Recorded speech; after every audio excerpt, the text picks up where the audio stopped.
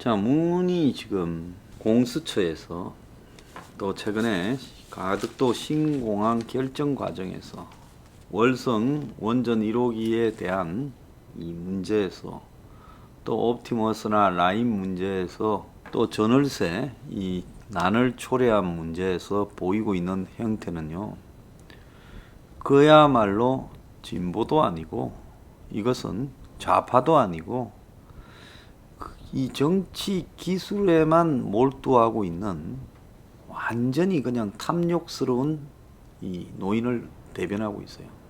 또 그가 현대차나 삼성의 이재용이나 엊그제 그 바이오 무슨 행사에 가서 언급한 내용을 보면 저자가 과연 법치와 정상적인 경제에 대해서 이해나 하고 있을까라는 의문이 드는 입장입니다. 그래서 지금 많은 여론조사에서 문의 지지율이 요 근래 몇 달 사이에 거의 최저 수준, 또 문의 취임 이후에 거의 최저 수준을 기록하고 있어요. 자, 물론 40% 선이라는 게 무너지지 않습니다만은 그건 문이 가진 정치 공학적인 어떤 기술을 발휘해서 그런 것이지 진짜 문의 지지율이 무너지지 않은 것도 아니라고 봅니다. 그래서 문이 지금 정치를 제대로 하지 못하고 있고 민주주의적이지 못하다라는 것은 지금 국민들이 많이는 알고 있어요. 근데 여기서 중요한 것은 문은 자기 당인 민주당에도 민주주의 시스템이 아니라 독재자 한 명에게 충성 경쟁을 하는 그야말로 나치의 국가사회주의 당처럼 끌어가고 있습니다. 자, 그런데 이런 문이라면 국민의 저항이 분노가 광범위하게 퍼져 있을 거고, 그래서 조금만 야당이 재구시를 하면 금방 이런 정권은 무너뜨릴 수도 있고 임기를 못 채우게 만들 수도 있다고 봅니다. 최근에 추미애를 법무장관으로 앉혀가지고 검찰을 난도질을 하고 윤석열에게 망신을 주고 있는 저런 태도도요. 일개 검사가 이 검찰총장한테 감찰하겠다고 찾아가는 이런 행동들요. 끝없이 그야말로 지금 법무부와 대검 사이에 주고받는 행태가 이 나라가 어쩌다가 이 정도로 법치가 혼란하게 되었나를 단적으로 보여주고 있습니다. 그럼 나라가 이쯤 됐으면 정리를 해야 되는데 문은 저거를 방치하면서 나름 즐기고 있는 모습을 보이고 있어요. 내가 뭐 윤석열을 물러갈았다 이런 말은 하기 싫다. 그렇지만 윤석열 너는 끝없이 괴롭혀 줄게. 추미애 너는 윤석열을 괴롭히기만 하면 돼.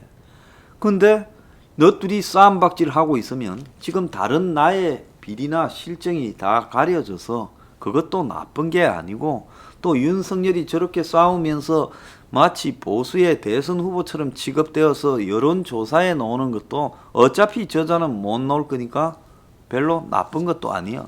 지금 이런 식으로 문가리가 즐기고 있는 입장이 보이는 거예요. 자, 그렇다면 야당이 그야말로 야당답게 그냥 맹목적으로 싸움이라도 하면 저는 그걸로 더 기대 안 해도 된다고 보고 있습니다. 그런데 그러는 게 아니라 야당이 그조차 하지 않고 그야말로 이 모든 사태에서 다 문가리의 더불어 거수기당을 맹목적으로 따라서 그냥 끌려가는 모양새를 보이고 있습니다. 예산과 법안과 4차례 추경에도 코로나 대책에도 옵티머스와 라임의 특검을 안 해도, 그리고 그럼 특검을 안 하면 공수처에 안 기어 들어가야 될 건데 특검을 안 해도 공수처에 기어 들어갔고, 공수처에 기어 들어가니까 며칠 놀아주다가 이제 나가 너네들하고 추천위원회 안 해. 우리끼리 법을 바꿔서 따로 할게. 이게 정상적인 과거의 국가라면 여야 간에 있을 수 없는 일이지 않습니까? 그러니까 이제 뒤에서 나오는 소리가 너네들 약속한 게 그게 아니지 않느냐 이런 이야기들이 나와요. 그러면 공수처를 둘러싸고 국민은 모르게 저것끼리 약속한 거는 도대체 얼마나 있냐라는 겁니다. 그래서 지금 나오는 소리가 여당이 작년에 야당 마음에 안 들면 공수처장 될 수 없다고 했다. 이런 이야기를 해대고 있어요. 그래서 지금 생각해 보면 황교안이 저렇게 공수처법을 막는 척 그냥 쇼만 하다가 방치한 것도 공수처와 관련돼서 저것끼리는 나중에 또 속여 먹을 거짓말을 그냥 믿고 적당히 해줘봤자 별 문제 없다라고 그냥 이야기를 하고 애초 공수처 저지할 생각이 없었던 거죠.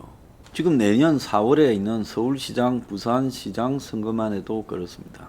자, 이 부분에 지게 되면 다음 대선도 지게 될 확률이 크고, 이 부분에서 이기게 되면 대선도 이기게 될 확률이 크고, 부산은 이기고 서울을 지면 그건 국민의 동당 입장에서 봤을 때는 대선에서 그래도 이길 확률이 좀 낮은 상황이 된다, 이렇게 봐야 되겠지요. 그러면 두 개 다 이겨야 대선에서 이길 가능성이 좀 높다라고 희망을 가질 수 있는 겁니다. 그래도 또 남은 기간에 뭔 일이 벌어질지도 모르는 거예요.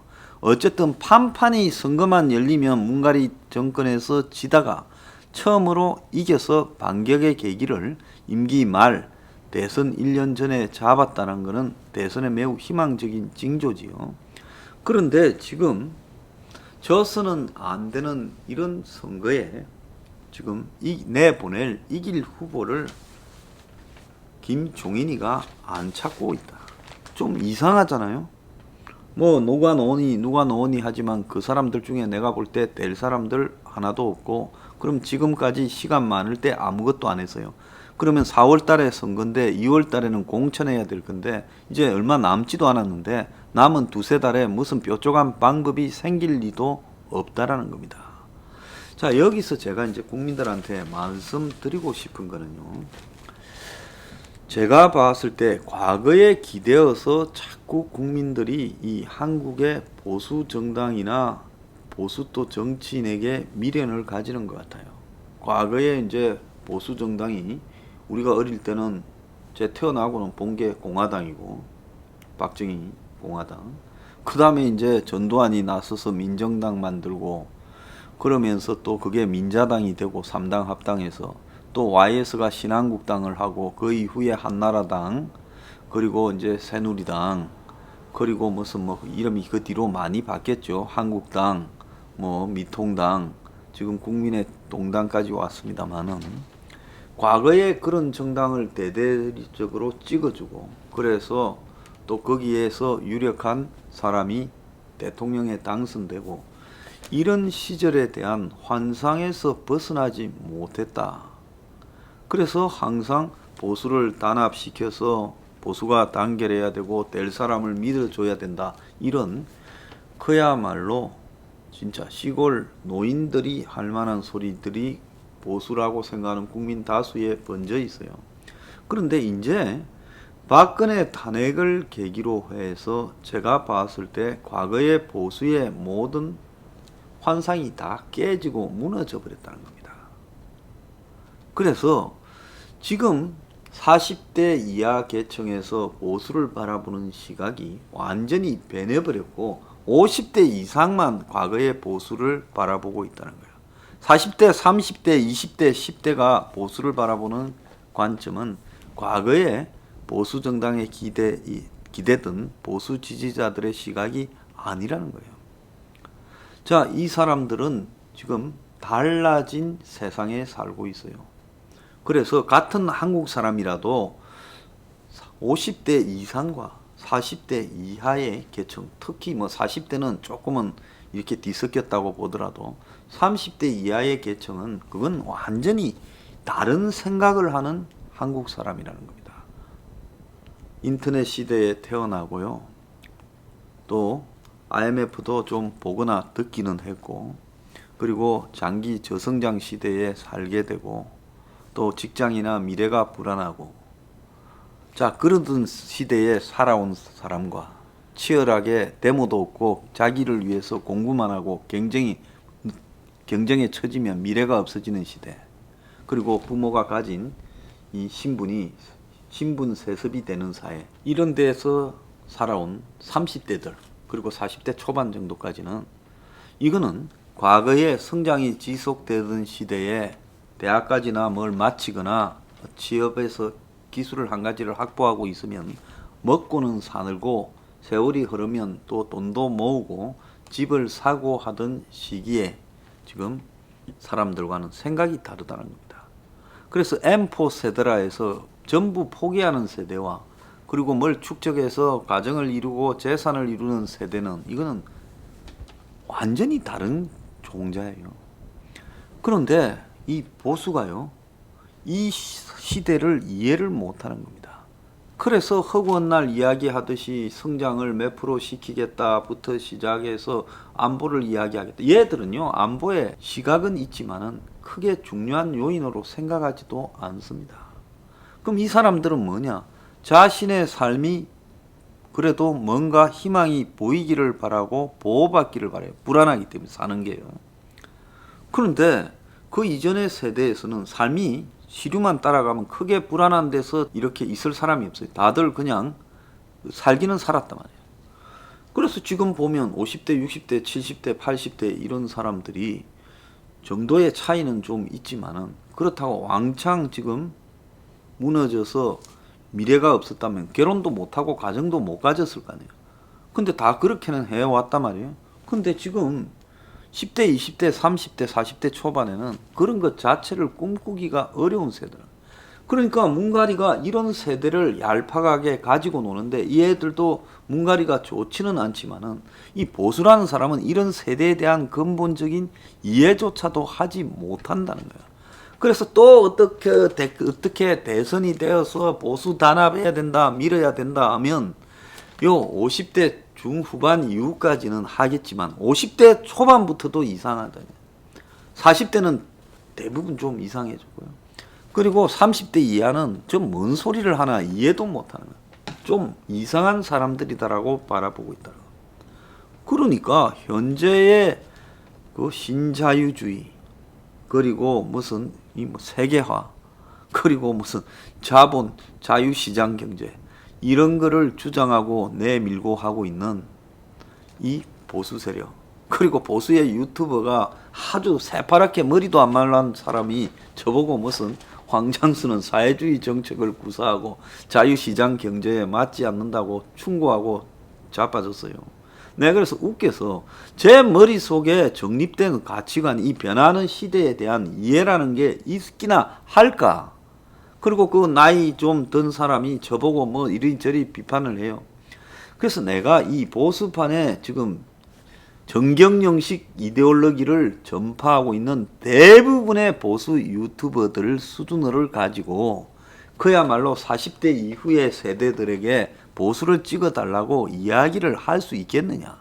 그런 애들 중에 젊은 애들도 있죠. 그렇지만 걔들은 기존의 젊은 애들을 부류와는 다른 브로카화된 젊은 애들이라서 걔들의 사고나 주장은 여기에 먹혀들지 않는 거예요. 그러니까 나이든 이 보수판에 와서 젊다라는 걸 가지고 뭐 좀 재미 좀 보고 싶은 그런 돌연변이들이지 걔들이 젊은 세대를 전혀 이 보수판에서 유튜브 하거나 정치판에 쫓아다니는 젊은 애들이 이 젊은 애들 전체를 대변하지 못한다는 겁니다. 그래서요.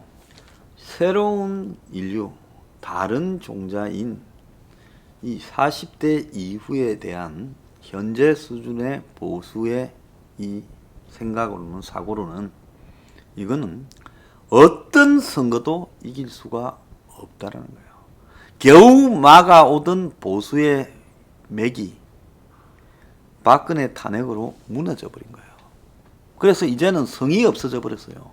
그래서 싸움이 성을 갖추고 있는 세력과 성이 없는 사람의 싸움 속에서 이길 수 없게 된 겁니다. 그렇다면 문제는 뭐냐? 이제 성을 쌓는 게 어렵고요. 불가능해요.